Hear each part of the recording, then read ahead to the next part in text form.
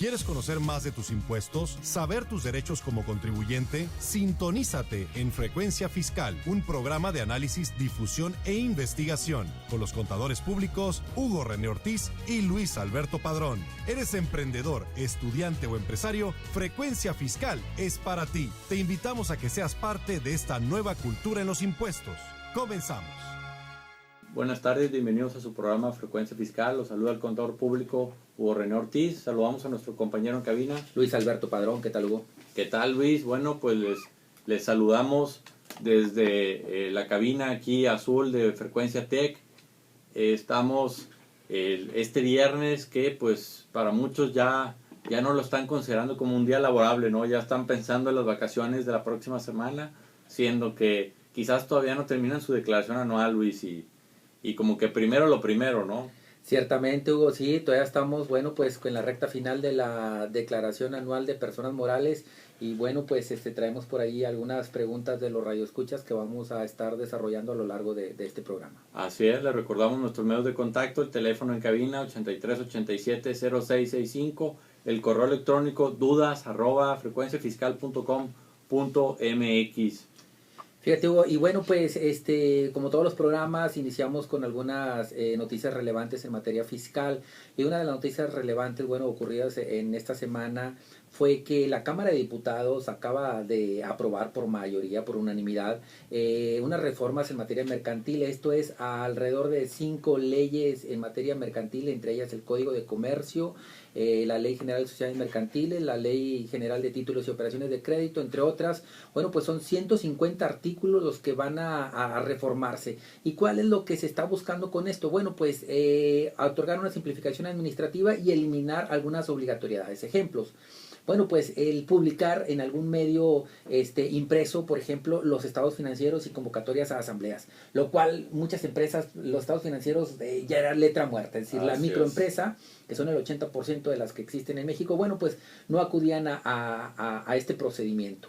Bueno, ¿y qué hace esto? Bueno, lo desaparece y la Secretaría de Economía va a publicar por allí una tipo gaceta o boletín electrónico en el cual, bueno, pues de manera gratuita las empresas van a estar subiendo esas actas de asamblea y esos estados financieros. Por lo tanto, bueno, pues habría un ahorro, estima la autoridad, en cerca de 5,000 millones de pesos. Yo lo veo ahí un poquito descabellada la cifra, pero bueno, por ahí está la estimación de ahorro. Así es, y bueno, también pasando a temas internacionales, aquellos que han estado informados respecto a las situaciones económicas de los diversos países, pues la semana pasada sucedió un tema ahí con Chipre, ¿no? Chipre es un país de Europa que tiene problemas económicos y que por ahí les ofrecieron un rescate financiero, pero esto condicionado a que ellos pusieran parte de esos recursos, ¿no?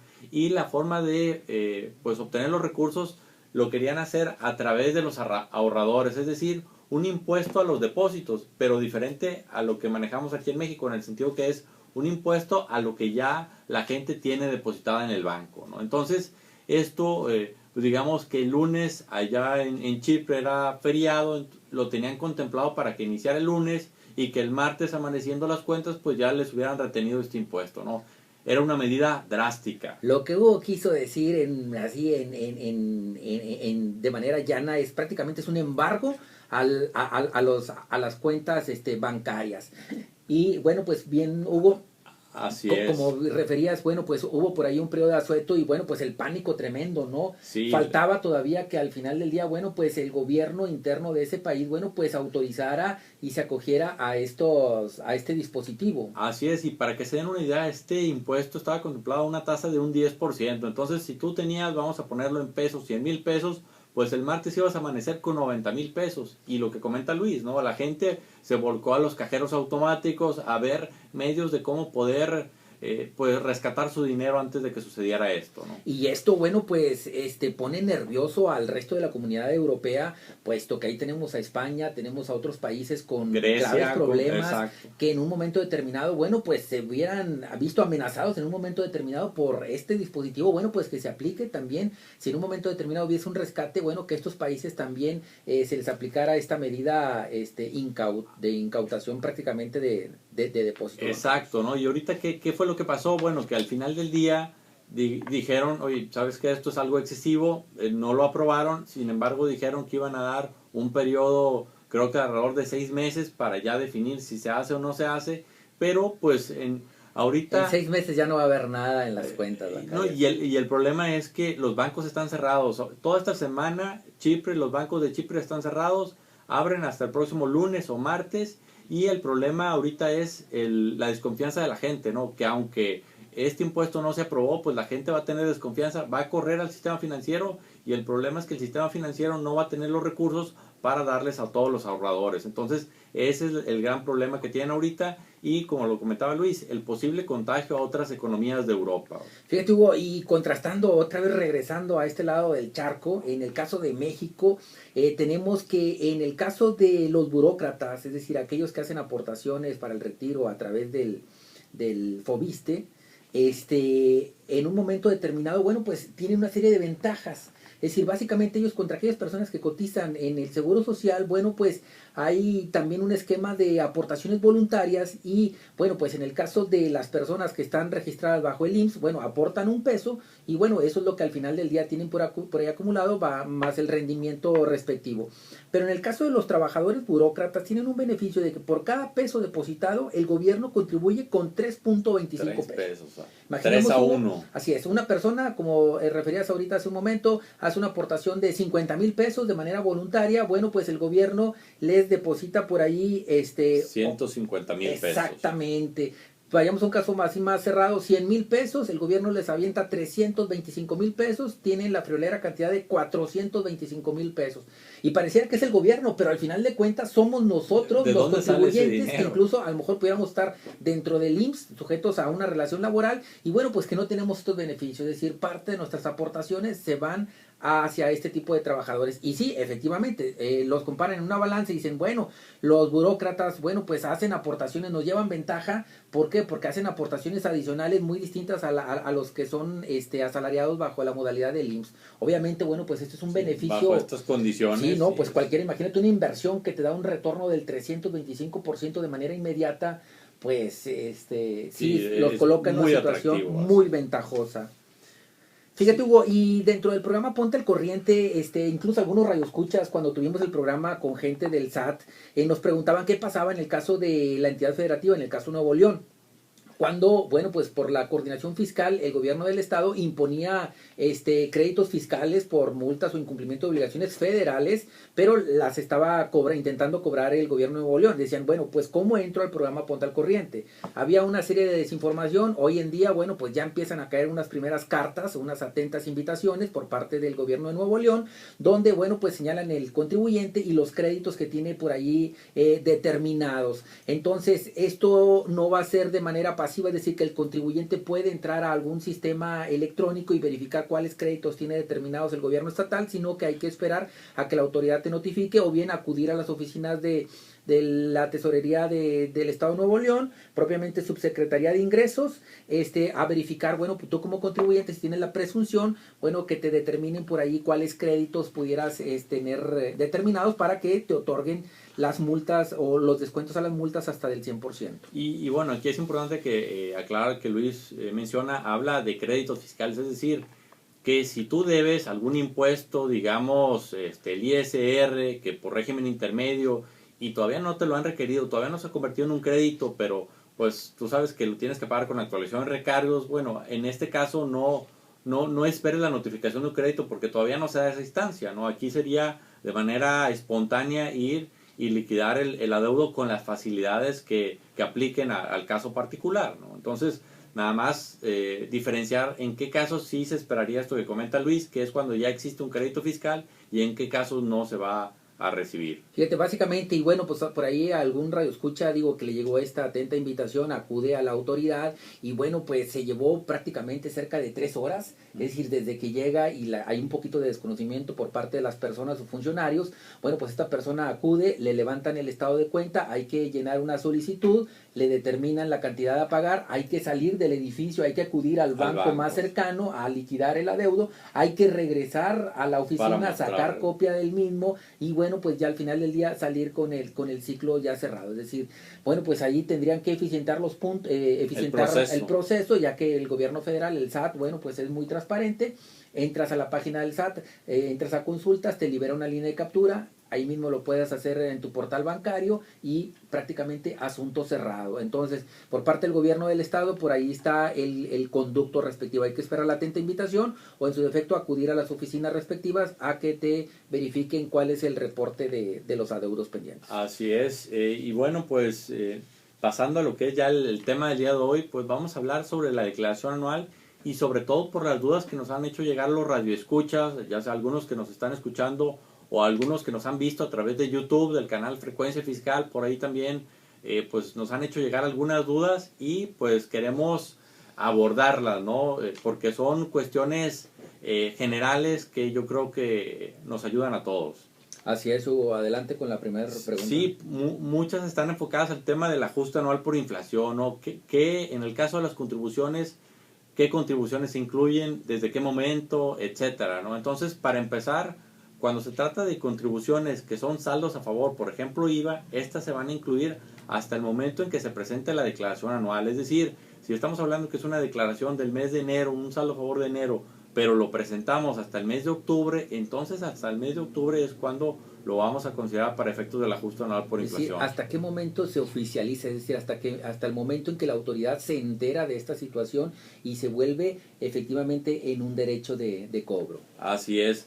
Más, sin embargo, si lo vemos por el otro lado, cuando hablamos de impuestos a cargo, pues aquí la historia es diferente. Aquí es a partir de que se debe el impuesto. Es decir, si es un impuesto del mes de enero, pues será a partir del mismo mes de enero en el que se debe de considerar.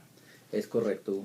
Y también diferenciar que hay impuestos que no se consideran para efectos del ajuste anual por inflación, que ahí te hace referencia a, digamos, los que no sean deducibles. Y en el artículo 32 de la ley de ISR, la fracción primera, por ahí menciona que se trata del ISR, del IETU, de esos impuestos que no se considerarían para efectos del ajuste anual por inflación. Así es, los impuestos propios, el ISR propio y el IETU. Así es.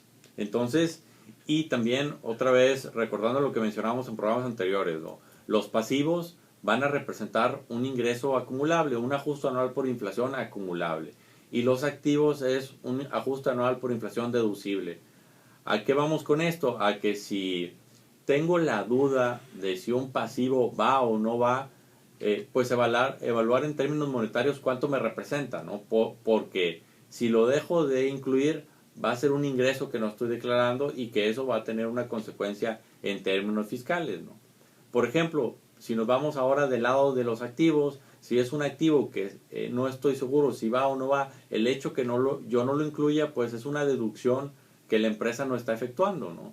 Y por ahí, pues digamos, la que se está perjudicando es la empresa y por el lado del fisco no habría un perjuicio monetario, ¿no? Sí, prácticamente al que le tendrías que poner atención sería a las deudas, ¿no? Muchas de las veces la balanza de comprobación refiere por ahí a lo mejor saldos a cargo de proveedores, los cuales son irreales y que por lo tanto te están llevando a un ajuste anual deducible y que es indebido en un momento determinado. ¿Por qué? Porque esas deudas no son reales, están en el balance, pero a lo mejor el contador pues de manera práctica agarró todo el saldo sin validar que fuera real o no, y bueno, por ahí te puede conducir a una deducción autorizada de manera indebida. Sí, bueno, nada más aquí complementando lo que decía Luis, o sea, si son pasivos, si son proveedores, eso va a representar un ingreso, un ajuste anual por inflación acumulable. Si son clientes, sería una deducción. Entonces, tener claro eso que comenta Luis, ¿no? Tener depurados los saldos, ¿no? Porque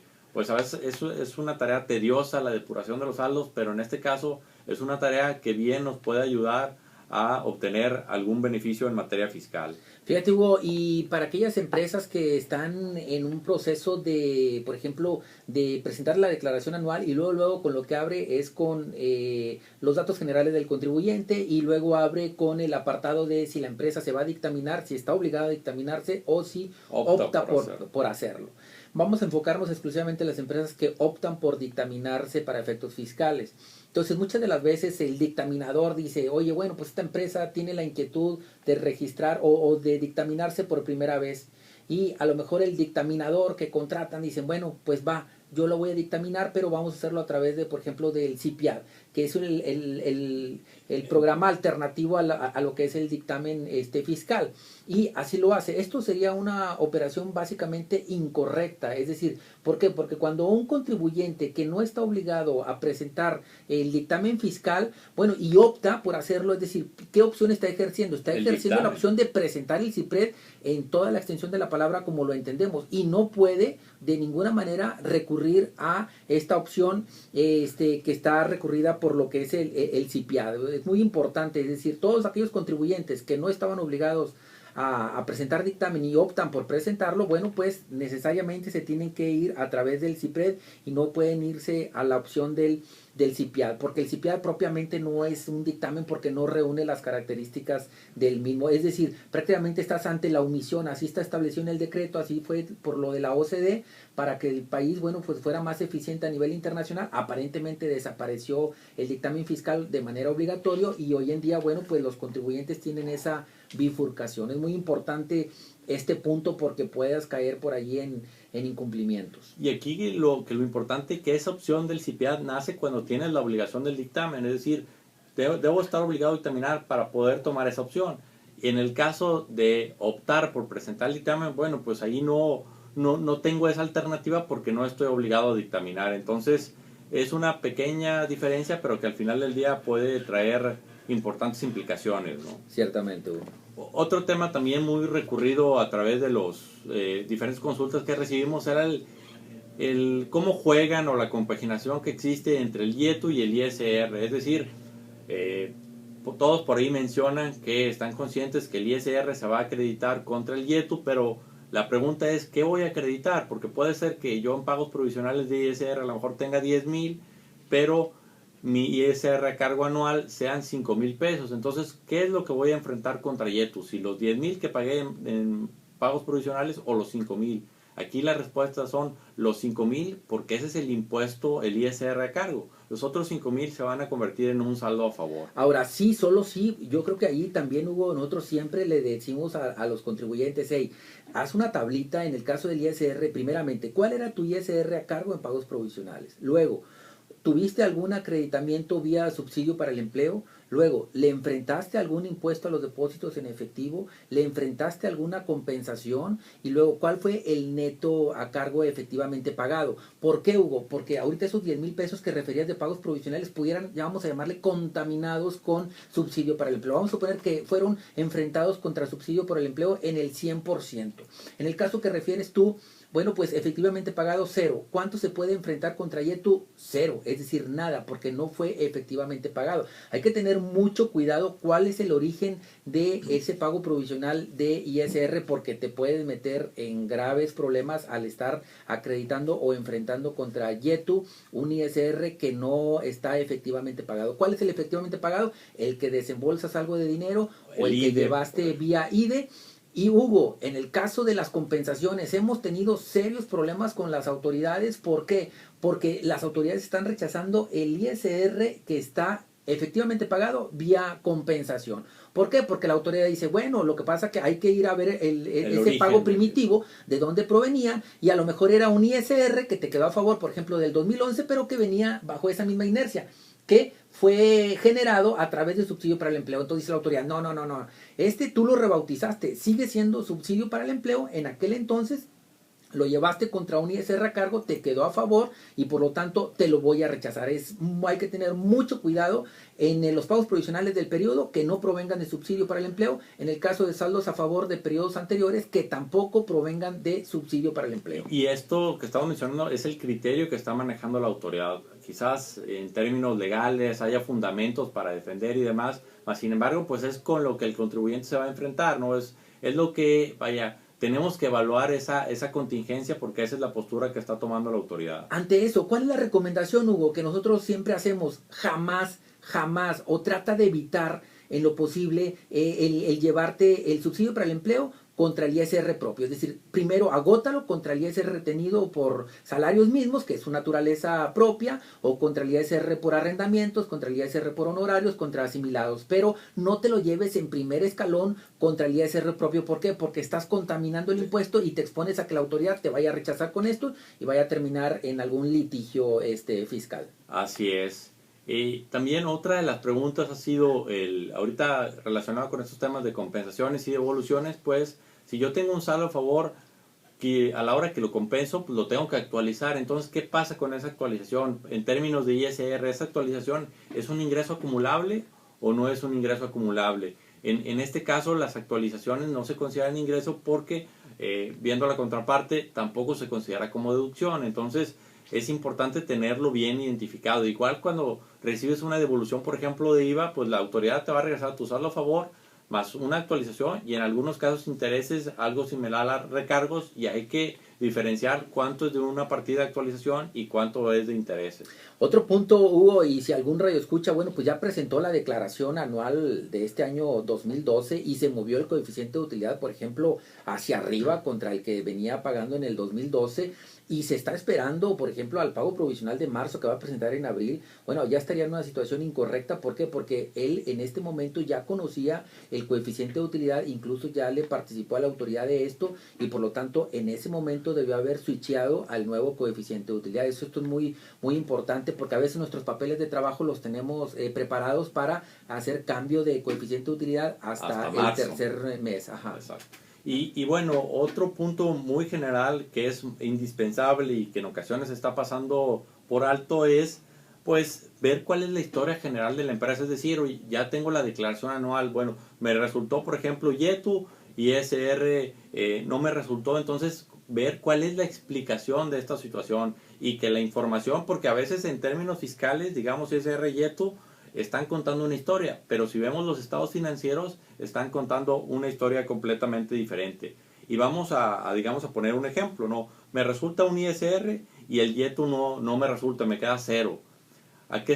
¿Cuál pudieran haber sido las diferentes opciones? Bueno, que a lo mejor estoy en un proceso de inversión, estoy comprando activos fijos que estoy pagando y esto me está generando una deducción para temas de YETU. Para efectos de ISR tengo la depreciación, pero es muy poca la depreciación y sigo obteniendo una utilidad. Otra explicación de la utilidad pudiera ser, oye, a lo mejor estoy vendiendo, pero estoy vendiendo a crédito y el dinero lo tengo en cuentas por cobrar. Entonces, por eso no tengo flujo. ¿Cómo me financié? Bueno, pues a lo mejor tengo un pasivo de parte del accionista para efectos de yo poder salir adelante con mis operaciones, ¿no? Entonces, si vamos a esta situación que tengo el pasivo por parte del accionista, ahora habría que ver cuál es la estructura dentro de mi balance, cómo están mis activos, cómo están mis pasivos, porque un caso muy sencillo sería que mis pasivos sean considerables y esto a la vez se traduce en un ajuste anual por inflación acumulable, ¿no? Entonces, a eso es lo que vamos a rehacer la historia en base a la información que estoy presentando, ¿no? Para que saber si a la autoridad le va a ser congruente esto que estoy presentando. Ahora, Hugo, es muy importante lo que acabas de mencionar y fíjate, para esto nosotros también recomendamos que, por ejemplo, prepares, por ejemplo, un Excelazo para el papel de trabajo de tu declaración anual y de manera comparativa dejes la información